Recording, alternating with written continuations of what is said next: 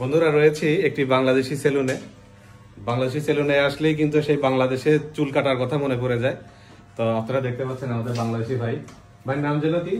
আমার নাম জনি। জনিশীল। হ্যাঁ, আর এই যে এই পাশে আছে আরেক ভাই জিকুশীল।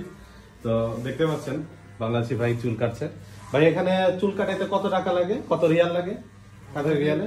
আমাদের এখানে চুল কাটাতে আপনার 15 টাকা চুল কাটা, হ্যাঁ। আর দাড়ি কাটিং করলে 15 টাকা, 15 রিয়াল আর কি।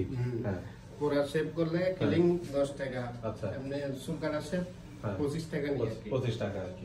আচ্ছা আচ্ছা, 25 রিয়ালে তাহলে চুল কাটা এবং দাড়ি শেভ করা। 25 রিয়াল। 25 রিয়ালে তাহলে বাংলাদেশে কত হচ্ছে?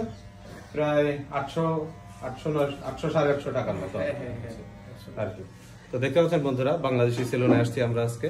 তো আপনাদেরকে এটাও জানিয়ে দিলাম এখানে চুল দাড়ি শেভ করতে কত টাকা লাগে।